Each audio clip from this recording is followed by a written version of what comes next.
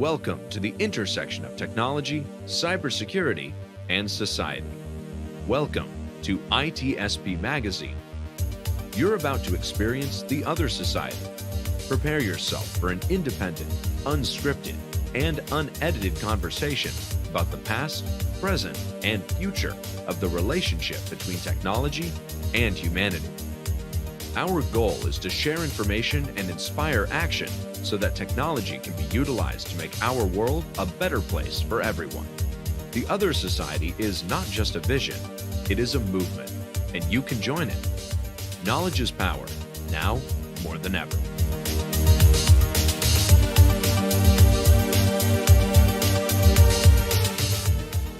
Marco, Sean, we're on a road on the road to where? to, Oh, wait. Wow. Is that a yellow brick road? no, it's purple. Purple stones. Purple stones, Marco. Purple stones. Damn it. To a society where everything is perfect. Everybody has the same set of morals, and we follow the same set of ethical rules. And you know how we got there? Yellow brick road. No, technology. Well, okay, maybe digital yellow brick road. It's technology got us there, Marco. It saved the day. Well, Yeah. is it a house that flew in a storm and just landed somewhere? Is it that kind of technology that we're talking about? The I storm think threw us I there, think yeah. we're going there, even if we did say before we started recording that we were not going to go there. But, there's me and somebody's actually follow my lead. So we'll talk about the Wizard of Oz and how maybe ethical or unethical his technology at the time was. And Sean, honestly, let's be serious for once. I know. This Just is one the second. Kevin show. This is the Kevin This is the show. Kevin show. This is the Kevin show. I'm thrilled to have Kevin on as a co-host for this session, part of the series on ethics in a digital society.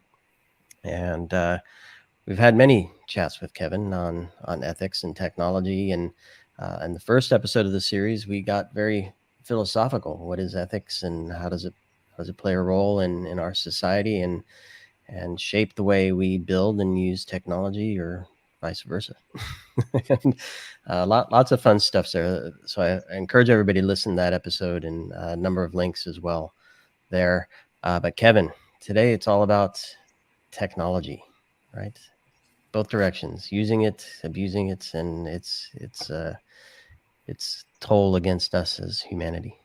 And hopefully its benefits as well, if we can Yes, get there too. I surely hope so. So, a few words from you, Kevin, to reinitiate you and help folks remember who you are, and then a round of the panel so they could do the same, please. Yeah, thanks, guys. So my name is Kevin Macnish. I am a consultant in digital ethics with Soprasteria, and one might say a recovering academic after 12 years in academia prior to joining Soprasteria. But I hasten to add, this is very much not the Kevin show. I'm just asking the questions. This is the panel's show. And so I want to use that to introduce the panel. And Gemma, if we start off with you, and then you pass it on to whoever next. If you could introduce yourself, that would be great. Sure. I'm Gemma Galdon Clavell. I've been working on the social impact of technology for the last 15 years. So way before it was a thing, I feel. The field that I work on has kind of exploded before my eyes, which has been great, but also challenging. I lead a team of 30 people at Ethicas that work on looking at how technology impacts on society, but most importantly on protecting people in technology processes. And we do that first and foremost through developing practical tools like algorithmic auditing. Nice. I say we go with Ravit next. Okay. You pronounced my name perfectly. Look at that. That is unusual and great. By chance. Yeah, okay. So my name is Ravit Dotan. I am also a recovering academic. I guess I kind of fell off or on the wagon now. So I work in the field of AI ethics. I came to this field from philosophy. So I started doing research in AI ethics while I was doing my PhD in philosophy at Berkeley. But then I pivoted more and more to how do we get industry to do things differently, and how do we bridge that gap between talking about AI ethics and how we would like the AI to be, and actually having the AI looking that way. That is what I focus on mostly these days, and I have legs in 3 sectors. So I work in the private sector. I'm VP of Responsible AI at a company called the AI Responsibility Lab, and I am the Responsible AI advocate at a company called BRIA. But I also have legs in the academic sector. This is the first time I'm saying this publicly, but I am founding a lab at the University of Pittsburgh. Ooh, Yeah. And the lab congratulations. is I'm actually in my mind calling it a factory lab because it has dual goals. On the one hand, do research on, how do we bridge that gap? How do we get companies that develop AI, buy AI, or invest in AI? How do we get them to do it more responsibly? But then take what we learn and implement it throughout the local ecosystem. So that's my academic leg. And I also have nonprofit legs. For example, I am the AI ethics lead at Women in AI, and we're about to launch a responsible AI competition. So that is shout outs to myself and The AI ethics factory. I like it. Well, hopefully we'll hear more about what's going on there. Adam. All right, thanks. So my name's Adam Henschke. As you might be able to tell from my accent, I'm an Australian. Some people have referred to me as the Wizard of Oz. That was only very, very recently. So I'm going to have to take up that mantle and pursue it as far as I can. I'm not a recovering academic. I don't know what you call it, an indulgent academic, in that I am currently at the University of Twente in the Netherlands, working in the philosophy section there. And my areas of research are way too many for me to talk about and way too many for me to actually do comprehensively. But some of the stuff that's relevant here is I've been working on ethics and information and communication technologies for a bunch of years now. And a lot of my work for the past probably 5 to 10 years has been at the space or the kind of overlapping areas between ethics, technology, and national security. So I've been looking a lot at national security technologies, however we understand that, and kind of ethical and a bit of policy issues relevant to that. A lot of stuff on surveillance technologies. More recently, I've been doing things on ethics and the Internet of Things, trust and autonomous vehicles, ethics of human military enhancement, and some of the stuff that I've been really interested in the past kind of year or two, couple of years now, I guess, ethics of intelligence institutions, and also ethical and I don't know what you call them, political issues to do with information conflict, cognitive warfare, and things like that. So that's some of the stuff that I'm interested in. Excellent, thanks, Adam. That's a really good spread, I think, of stuff there, and it's fun that you talk about surveillance, because I think that was where I first met you, was talking about ethics of surveillance, and likewise with Gemma as well. So Gemma, I wanted to hit you with the first question, given the move that you've made, and you may not see it as that big a move from surveillance into looking at algorithms and the impact of technology on society, but what would you say are some of the greatest ethical challenges that society faces as a result of technology today? I think that the best way of looking at this question is probably to look at how society has dealt with innovation throughout history. And my initial degree was in history, even though I got my PhD in political science. But I find that coming from the historical perspective has helped me a lot, kind of land a lot of the things that people think are also new and also difficult. It's like society has been negotiating the impacts of innovation since forever. We've been innovating in lots of different fields for a long, long time. And we've managed to find ways, better or worse, to reconcile the innovation with social impacts. The challenge right now, and what I think puzzles so many of us, is that we have seen the impact of innovation, technological innovation, and AI-related innovation in terms of polarization, manipulation, discrimination, lack of transparency. So we've seen all those things, but we're not doing anything to to mitigate those harms. So that what's puzzling about the current moment is how long it's taking us to act on something that we know is harming individuals and individual and collective rights. So for me, it's what I do often in my work is I look at, so what's happened in the past is that you had innovation, and then there's always a time in which society needs to understand what that innovation is about and how it impacts people, and then you build the tools to protect people. So, like, cars didn't come with seatbelts, but we developed the seatbelts. So I often say that my work is to develop the seatbelts of AI. What are the practical physical things that will protect us?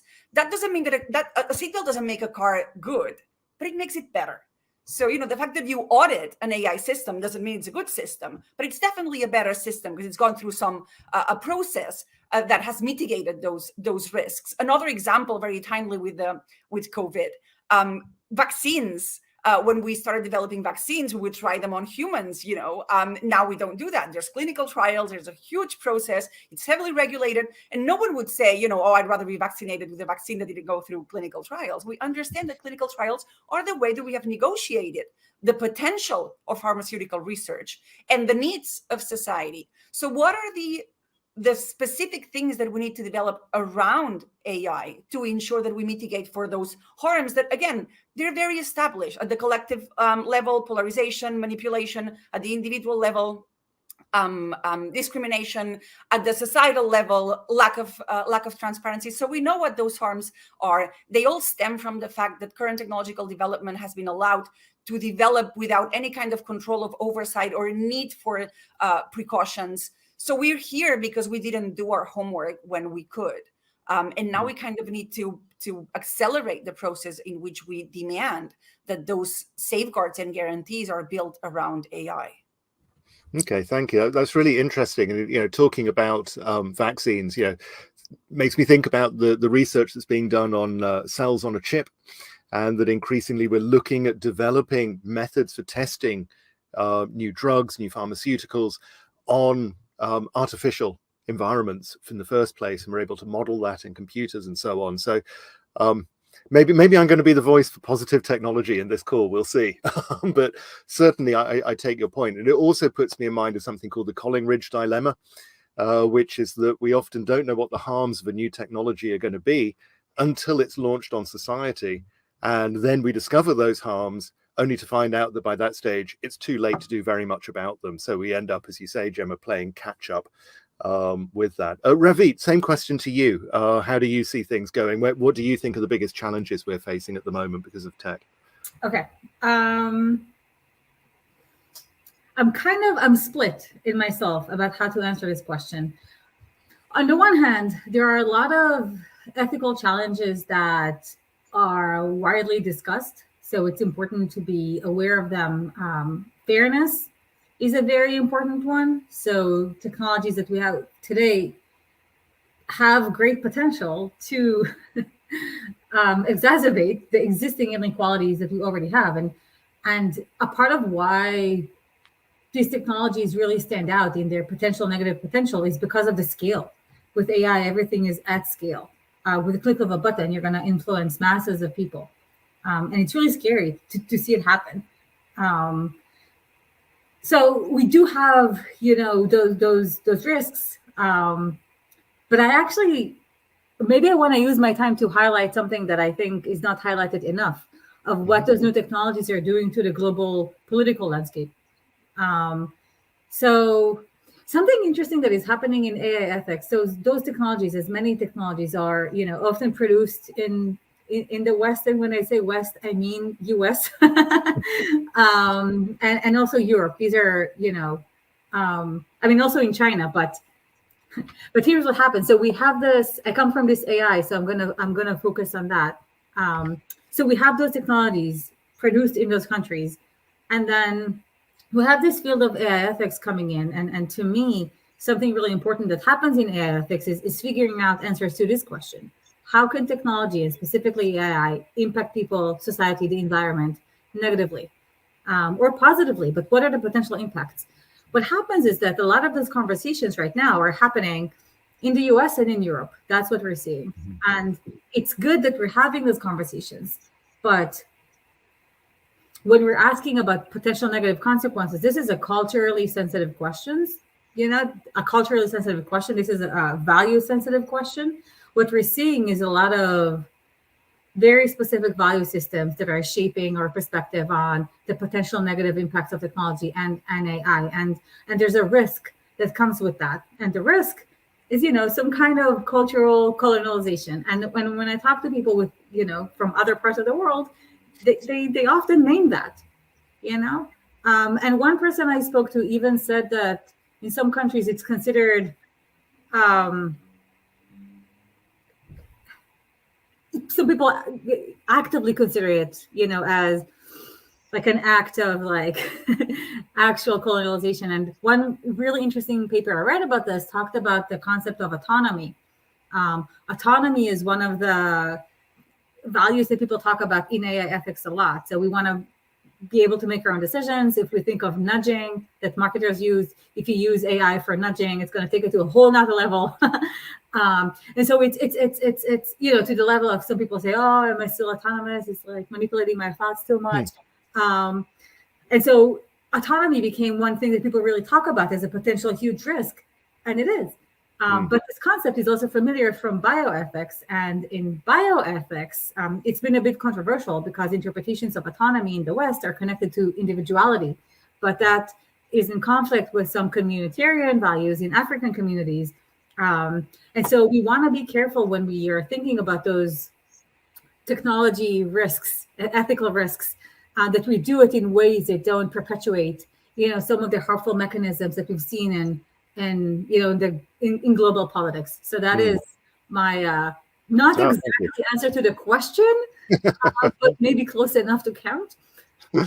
Yeah, excellent. Thank you. That chimes in with something which came up in the last episode as well, where we got talking about that. Now, again, harping back to the last episode, we are not going to dig into definitions of autonomy because that could easily spend the next 30 minutes and more.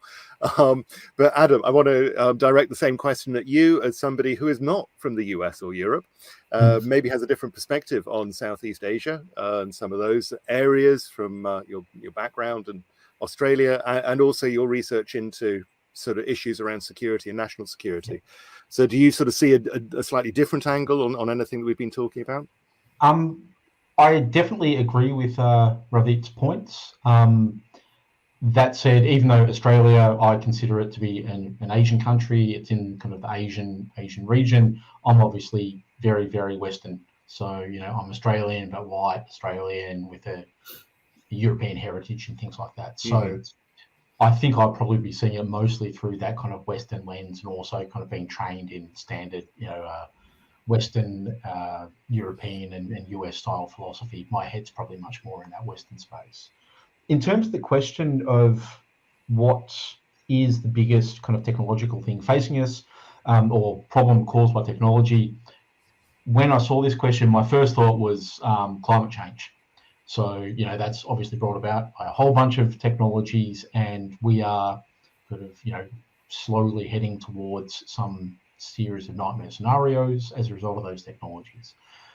So how does that relate to any of the stuff that we're talking about here? I've been reading a book recently called Stolen Focus, and it's looking at the ways that mobile phones and email and other information and communication technologies are basically ruining our capacity to focus and pay attention to things. And one of the analogies that the author makes in there, and this will kind of get an answer to our question in a moment, is when pollution as a result of petrochemicals and things was first being identified, a bunch of people were calling, okay, this could cause some problems. It was only through, this kind of long, long production and use of these technologies that people started to recognize that these really significant problems.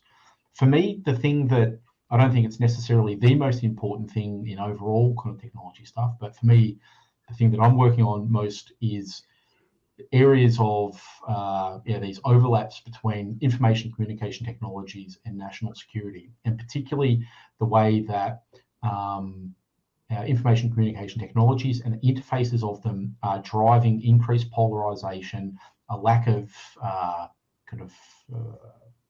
cooperation between people, the destruction of kind of shared beliefs across communities, And particularly for me, one of the really interesting things that's come up in the past few years, I've been looking at cybersecurity issues for probably about 10 years. Most of the things that we were looking at, or that I was looking at in terms of ethics of cybersecurity 10 years ago, people are still mostly talking about today. What seems to have caught people really off guard is the vulnerability of both democratic institutions and communities more generally to the kind of pernicious effects of fake news, the way that algorithms and AI drive all of those sorts of things. And to relate this back to the global warming stuff, in this book, Stolen Focus, the author there, he makes the analogy that what we're facing now is a similar thing to early in the kind of recognition of pollution, climate change, global warming and such. We're surrounded by a whole bunch of information. It's causing us all individual and collective damage. And we recognize that something is going on here, but we're not really, like, it's hard to get the coordination around to stop it and to respond to it. So this is, for me, this really, really important issue, is the ways in which information and communication technologies are having negative impacts on us as individuals, but kind of having really, or playing really, really posing significant threats to democratic institutions that we probably thought for a long time were not vulnerable to such things, and also having really negative impacts on communities and cooperation across communities and within communities. So, Kevin, I wanted to maybe highlight something here, because clearly, for those who know me, know that I'm rooted in the world of cybersecurity, and perhaps you could look at that space and say software is supposed to do X, Y, and Z, and if it doesn't do X, Y, and Z, it may be due to a vulnerability or a weakness in how it's built or how it's being used, and potentially you could identify those and then make some response to either fix the vulnerability or mitigate it with some other controls in some way. Ethics seems to be a little more loosey-goosey from my perspective. What are the ethics, right? How do you identify them, measure them, quantify them, determine what they're supposed to do, not supposed to do, especially as you start to translate them into technology and what the technology is supposed to do. So how do we kind of figure that world out? And in cybersecurity, we talk about it, technology and cybersecurity connected to the business, right? How do we enable the business to succeed? But how do we, I think broader scale now, how do we enable society to succeed, where perhaps different places around the world, different regions, different communities and tribes think differently and have different goals and objectives and different morals and ethics? Yeah, I think that's a really interesting. Well, you've raised several challenges there, I think, Right. Sean. So let's focus on the tech part of it. I know I went a little philosophical there, but how do we get down to the tech level to say this is what's going on and something needs to be done? Yeah, I think that's really interesting. I just wanted to quickly as well push back a little bit on the clarity which you present with cybersecurity, because, as you know, when we're determining risk in cybersecurity, there are all sorts of questions which come up about how we determine risk, what the payoff is, how we're determining what risk thresholds are, and things like that as well. So I think it can be easy to go into an area thinking it's more clear cut than it often is. And what you really need is an ethicist sitting over your shoulder to point out that it's far more complex than you hoped. But taking up your picture on technology, I think that's a really valid point, is to ask, is it the way that the tech is designed that is leading to these problems? And I find it really interesting as well that what we've talked about so far has, while Ravit's point is very well made and taken, that we often in the West, at any rate, end up talking about individual impacts and harms, but all three of you have raised community harms and community impacts that we should be aware of. So is it the way the tech is built that's leading to these problems, or is it the way people use the tech that's leading to these problems? So Ravit, I'm going to throw that one to you. Okay. I also want to address some things that Sean said, and I want to forward. But okay, I'll start with you as Kevin, because I've been thinking about this from the beginning of this recording. So you ask, is it the technology or is it the people who use it? And I'm thinking of The Wizard of Oz is an analogy. Funny you should think of that. I don't know why, but I'm thinking this movie just came. Yeah, I think it's just like, imagine the red shoes or ruby slippers, whatever the name is. Mhm. You click it 3 times and you just magically go places. But you could You use actually go back home. you go back home. But what if you go back home to kill someone? That is a negative consequences of the technology. And we can ask about this technology. Is it Dorothy who's to blame because of the way she used the shoes to go home to kill someone? Or is it the shoes? And so the reason I'm thinking about this question in this way, and this is connected to what Sean said. When we say AI ethics, there are a lot of connotations that come with the word ethics. One person once said to me, "You say ethics, I think of Plato." Like, fair enough. But I'm thinking when I think of AI ethics, when I think of this field, it's thinking about what are the consequences on people, society, and the environment, and that kind of orients me. So it's not necessarily about what is right or wrong, as much as it is, have you thought about what this thing is doing? And so for me, it's hard to separate between the technology and the uses of the person, because on their own, the shoes are going to do nothing. And I think comparisons to things that we know, like those shoes, are helpful, because when we talk of AI, to people who are not familiar, it can be a little scary. Like they could say, I don't know anything about AI, but it doesn't matter. Those shoes are magic. It doesn't matter. It matters that we're saying, well, is it the kind of thing that the manufacturer should think about or not? Like the company that makes the shoes, should they be thinking about this?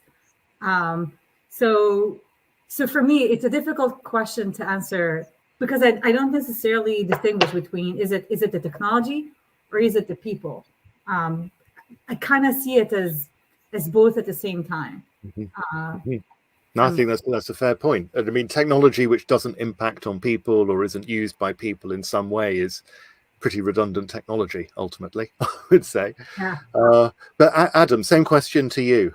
And thinking back to what you were saying about climate change, perhaps, as well. So I think I wanted to agree with Ravit on the idea that it's both. And one of the things that was making me think about this was, a couple of years ago, I saw Herb Lin, he's an academic at Stanford, and one of the things he was saying about social media, people go, oh look, social media is driving all this disinformation. It shows how dangerous this stuff is, and it's a problem for social media, and people are misusing it, and it's a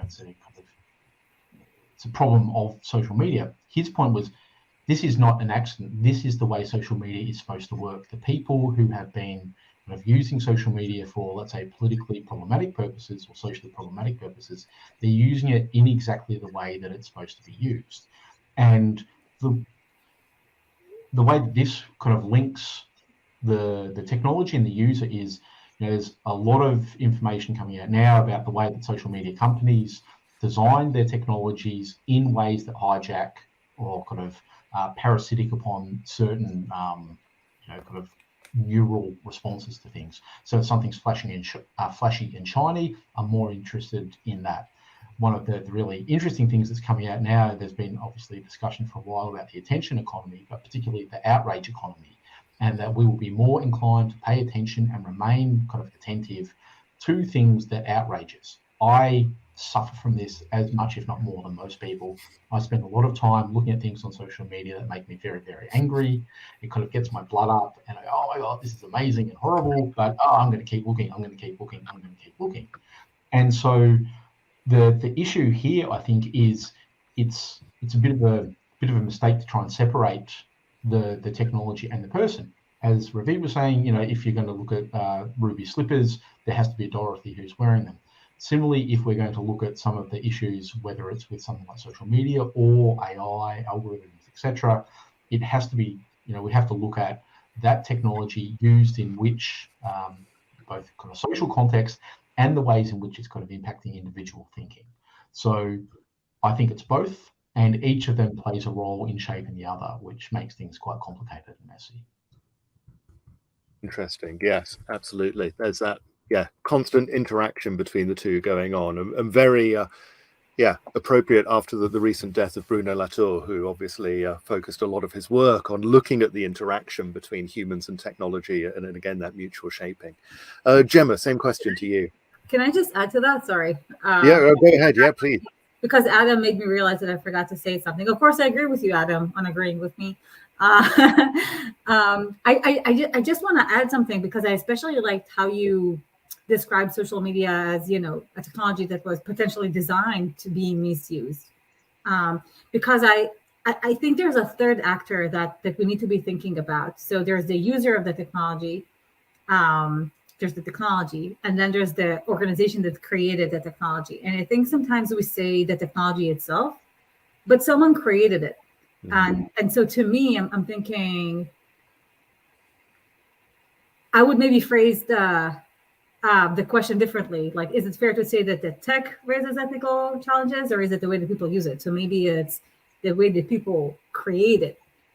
Because I think sometimes when people talk about tech, it's a bit exempting the people behind it, and then we have this humanizing of the technology, and maybe one day we'll have robots that are moral agents. Currently, we do not, and so we shouldn't forget about those people who created the technology without testing it. Like, what if the ruby slippers evaporate people because they haven't been tested? That would have been negligent. Yeah, interesting. Okay, thank you. Yes. And rules of negligence come in, in many ways to this. And should companies be held to be negligent in some of these areas that are emerging? I think. Yeah, Gemma, what are your thoughts? Actually, my answer was going to be to question the question. I don't think that the focus should be on the technology or the user, but on the market incentives that led us here, on the incentives of the people developing the technology, the training of the people developing the technology, and to what extent it allows them, it gives them the tools to understand the impact of what it is that they are developing. And if we couple that, a market that has grown with the wrong incentives, like an incentive to move fast and break things, and what you break are fundamental rights and values, a market that has been allowed to sell snake oil and to anthropomorphize, that's a difficult word for me, but to constantly give us a very a picture of technological development that doesn't really capture what technology does. When we're talking about robots and general artificial intelligence, what I see when I audit systems, I see glorified Excel sheets. I mean, what the technology that's actually working, that's what we have. So when the debate is on those things that may or may not happen in the future, there's no attention or protection for the harms that we already see, because the market has put the debate so far away from the current needs of society that we don't have resources to actually protect people that are being harmed by automated systems that are making decisions right now. So I think that this focus on the technology, giving agency to technology, or the focus on the user, individualizing and making you kind of guilty for misusing those systems, is incredibly unfair and is incredibly Western. But I think that the debate about how Western the ethics of technology is also misplaced. I think we need to start with a debate on how Western technology is, and then of course, if we want to fight the technology that has been developed by white men in the US, I wouldn't even say Europe here. Europe doesn't play a role in developing technology or shaping technology. It's just a follower. So, the values and the incentives and the dynamics that have shaped that space, we need to respond to that. And for me, ethics, I don't like ethics. I work in this space, but I think that's the fact that we talk about ethics is a response to this original sin of thinking that robots are around the corner and that AI is going to lead to general artificial intelligence. For me, ethics is the possibility to talk about politics, context, and impact. And in the same way that when we think about seatbelts, that's not the ethics of cars. It's the safety of cars. Like, we haven't even addressed the issue of safety in AI systems. That's how bad regulation is at the moment, and how bad the incentives are, that there are no incentives to develop safe systems. There's no incentive to develop systems that do what they're actually saying. I often use the example, when you buy a yogurt in a supermarket, the controls regulations start with the cow, all the way through the production process, the transport to the supermarket. And if everything fails, you have consumer law. With AI, you have none of that. And instead of building those things, like what is the temperature that is acceptable for the yogurt? How should milk be converted into yogurt? What is the expiry date? Instead of concentrating on building this ecosystem of things that will allow for safety and security in the use and implementation of those systems, we're constantly talking about the ethics of yogurt, which it makes no sense, and it constantly kind of deranges our efforts. So I think we're going to start a strike and not talk about ethics anymore, not talk about whether robots should pay taxes and those things. We just need to talk about the specific things that we can do right now to protect people in those spaces. And there's lots of things that we can do. When we audit a system, when we identify discrimination, a system that discriminates is not only an unfair system, it's a system that works badly. It's not making good decisions. If a bank is discriminating against women just because they're women, that's a bad business decision. And I think that technologists need to begin to understand that their approach to technology and the incentives of the technology market so far have led us to a highly dysfunctional space that if we continue to develop in the same terms, is going to kill itself. Like, the future of AI depends on our ability to rescue AI from itself and start talking about AI in terms that incorporate politics, impact, context, and safety. Wow. Can I say something? So all this, it just keeps ringing, each comment, something that actually Ravit said at the beginning, where you talked about autonomy.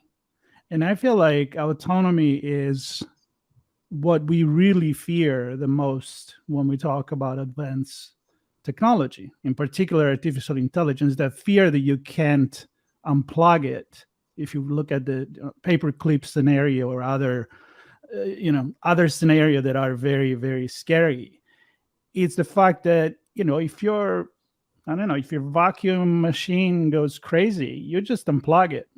And the fear is that, where is the unplug when you start a system, a society that depends on this system, that has all this bias, that has potential of autonomy, weapons, something that goes way beyond the control that we have. So I'm guessing, and I'm asking you guys, how do we put this ethics or security by design, ethics by design, in a way that we are still going to be in control? Because I agree with Gemma. We can talk about ethics forever, but it's almost like I'm going to refer to the Wizard of Oz again, some smoke and lighting just to distract us, when the real issue is, are we in control or not? So I think that's, Kevin, kind of my question to everyone here.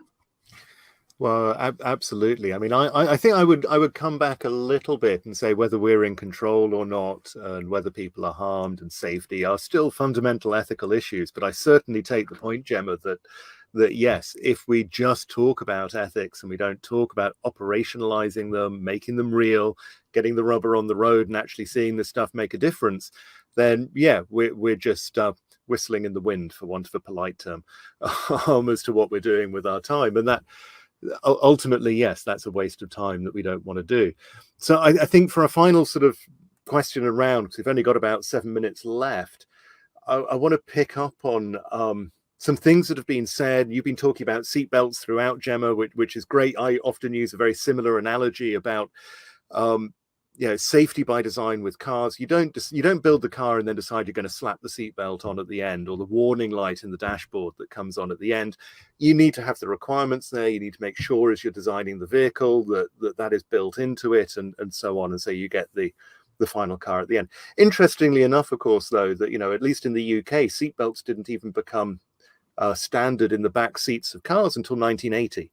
And so cars have been on the road for a good 60 years at that stage before seatbelts, at least, were in the back. And I think in the front, they didn't become legal, they didn't become mandatory to wear them until sometime in the 90s. So, and many car manufacturers campaigned against them. and sure, consumer yeah. association. So it's the same dynamic. Again, innovation has followed a very similar dynamic throughout history. So taking that point about seatbelts, the example of seatbelts, and Marco, you mentioned just now ethics by design. Is there a way, and in getting into this question, we're starting to preempt where we're going to go next time as well. Is there a way in which we can design ethics? And I use that term in the very broad sense that we've been talking about. Is there a way in which we can design it, those safety guardrails, into the technology itself? Or are we sort of fated for a future society governed by tech or by big tech companies or whatever? Adam, I'm going to start with you on that one. Cool. So I'll try and keep this short because I know that we're limited on time. My answer to that is, and it picks up some of what Gemma was saying. Some of my interest is on institutional ethics. And so a lot of ethics discussions focus on the individual and reduce things down to the individual. There's a bit of discussion in ethics about institutional ethics, institutional responsibility, and things like this. What I would say in response to that question, Kevin, is it can be quite hard to both think of and actively design ethics or particular values into technologies. That's a really open question and a big area of debate whether that's even possible or not. What I would say is it's much easier and probably much more important for us to focus on designing values and particular kind of ethical values into the institutions. They're the things that provide the guardrails around those technologies. And so what we need to focus on are the institutional factors around AI, around algorithms, around social media, etc. That is where I think, to labour the point about the Wizard of Oz, this is where we can pull back the curtain and go, okay, the Wizard of Oz is not actually the algorithm, but the person who's kind of setting up the rules around the algorithms. And so I think that's probably what we should focus on, the values and instantiation and protection of values as done by institutions rather than the technologies per se. Okay, thank you. Yeah, so looking at institutional values, the shaping of institutions and how those function in order to guide the technology. Thanks. Gemma, same to you.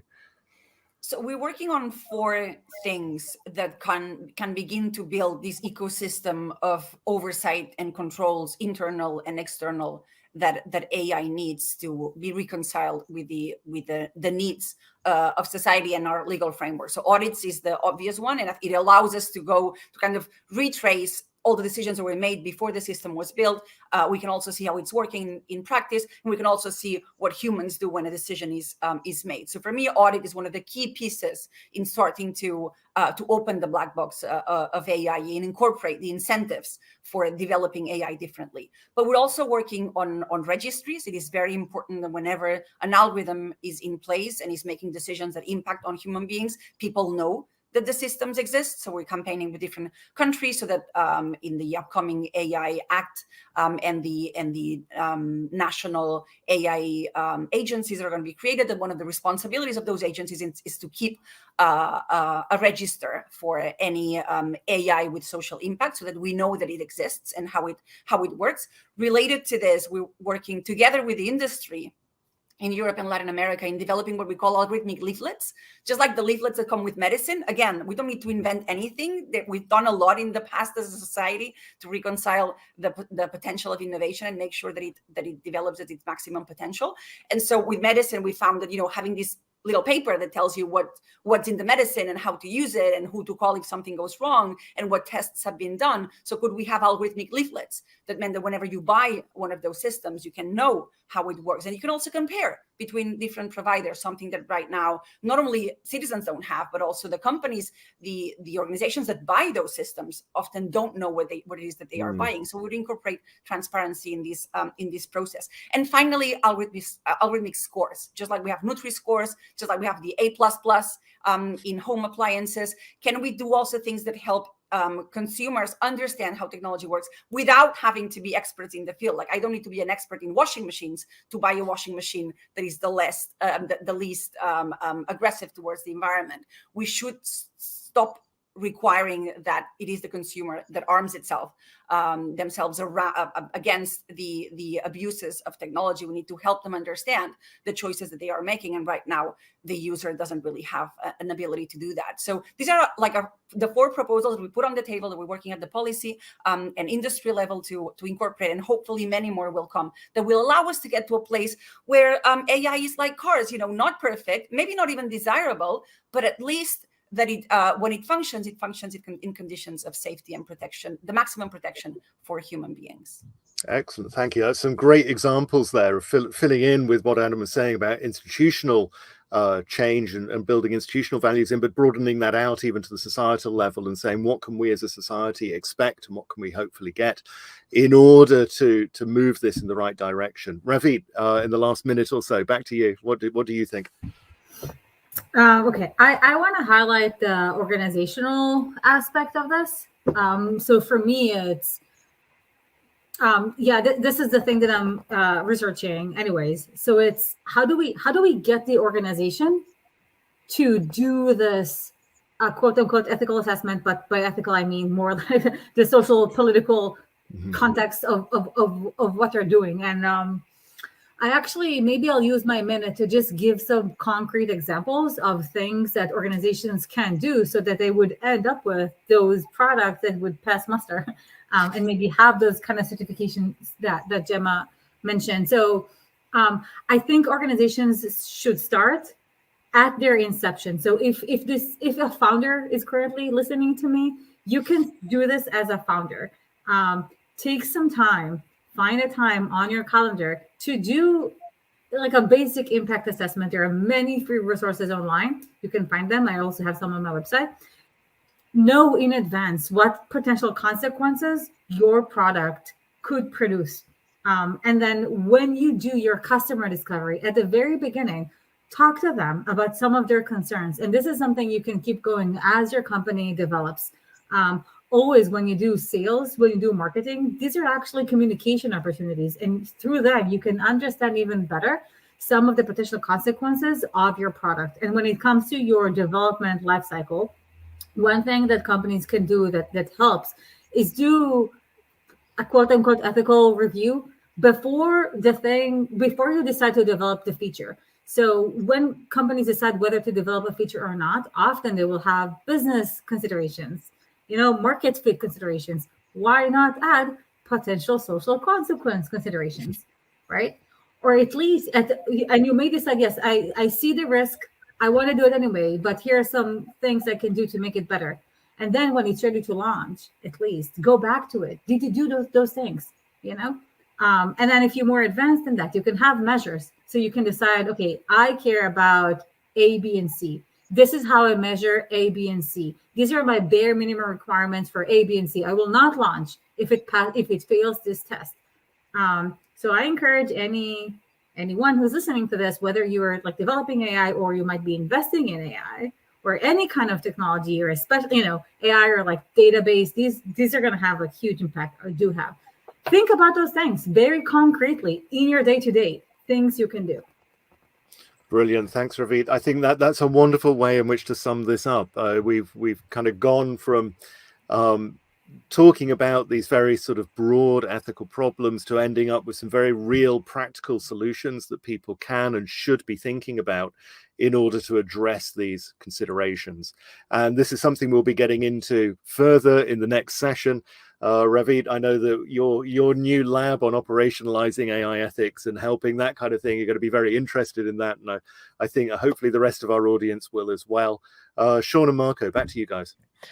Yeah, I want to thank everybody for digging into, I would say, an overview. I think we have a lot more to get into from a tech perspective, but I think we have a good overview of how technology plays a role in some of these ethical questions. And I think a few points for me, like Gemma, you mentioned the word transparency, and I think we've done a great job, the technologists, abstracting the technology in a way that people don't know. They don't need to know how it works. So we blindly accept the creators of these technologies, and we use them and follow our peers like sheep and join these platforms and use these technologies to better our lives. But that creates a lack of understanding, lack of visibility, and I don't know. I think we need some definition of what it means to operate ethically, so that we have something to look at as we're building our technologies, something to gauge ourselves against, and then perhaps some visibility. Again, when we're talking technology companies, the secret sauce is in the IP, and we want to hide that stuff. But in there is what's driving how these technologies work and how they impact society. So I think some visibility also needs to come to bear, so that we can say, this is the potential outcome before we do the test on humans, see what it actually does. So lots more to discuss. I think in the next episode, we're gonna look more at the societal impact here. And Kevin has another fantastic panel lined up with Marco and I, and I'm excited to keep this conversation going. Perhaps everybody here will join us again for another conversation on more of the tech stuff as well. And Sean, I just want to add that I think that from the first episode to this one that was supposed to be more tech oriented, we clearly understand that you can't really put in two silos, technology and society. I mean, even today we went very sociological, philosophical, and we thought about all these things. So I think the next one is going to be a follow up on this, and then maybe in the future we can get very specific. I have a full paper here of notes that each one, many things you said could be its own episode. So that's something we can definitely consider. And I just cannot think about Dorothy going back home and go to kill someone. And thanks for that, Ravit. I guess the two witches wasn't enough, so there's something click there, literally. I had a lot of fun. So the whole Wizard of Oz was great, but I think that we made people think. It's time to close this one. So again, thank you, everybody. Yes, Gemma, Ravit, Adam, thank you so much. Kevin, as always, appreciate you helping to bring these conversations together. And for everybody listening, thanks for being part of the other society, where we have a chance now to define how and where we want to live in the future, where clearly technology plays a role there. So thanks, everybody. Continue listening, and we'll see you next time. Bye. Thank you.